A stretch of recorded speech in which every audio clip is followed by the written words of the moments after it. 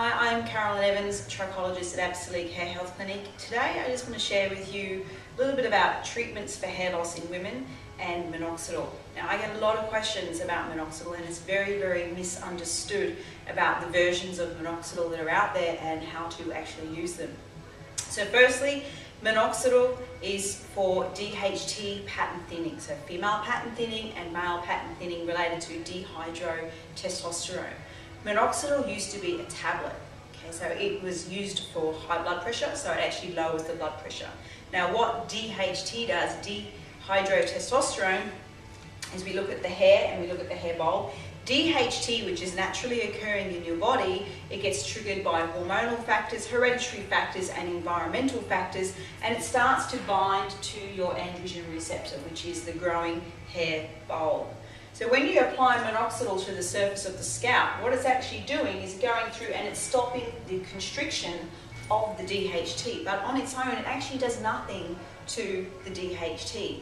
So you must understand you've got to protect the hair from the DHT, or if you use minoxidil on its own, you're only going to get half a result. I call it a leaky bucket. So you've got DHT building up, you're going to use your minoxidil to stop the constriction, but it keeps building up.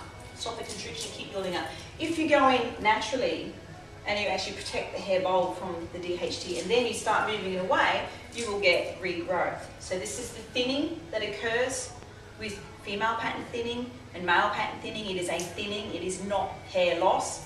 You can actually reverse it, but you must protect the hair bulb from the DHT before you use minoxidil. Now another thing about minoxidil, the common forms available, the ones that you can get from your pharmacy, or a lot of people just buy them online, the Rogain, the Rogain, and all those types of things. They have an ingredient in them called propylene glycol. Now what propylene glycol is a chemical. Now when you put a chemical on the surface of the scalp that is a protein denaturer, it's actually there to break down your acid mantle and to get through the skin, but it is not a natural way to do it. The other thing they have in there is a lot of alcohol, and alcohol is dehydrating on the skin and scalp. Now all of this is the living part. This is where the hair bulb is, and all of these are the dermis, the layers. You must protect what's happening in there, not denature it or even dehydrate it. You've got to nourish it. So you've got to get this thing working on its own. So I do not recommend you use the form of minoxidil with propylene glycol. Now the other thing people ask me all the time is, my hair fell out once I stopped using minoxidil. Now go figure, if all you were using was minoxidil with propylene glycol and potentially using a hair shampoo with sodium lauryl sulfate, when you stop using all of those things and you're not even protecting the hair bulb from the DHT, of course the hair's going to fall out. It's in a state of shock.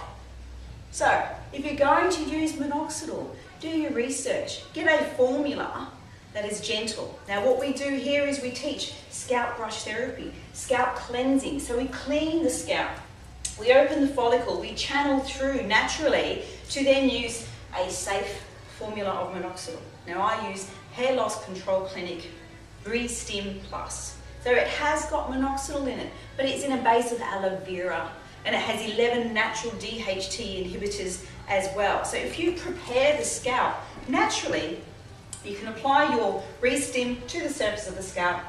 It will get down to the bulb and it will work. Hope that helps. It's Carolyn here, Absolute Hair Health Clinic.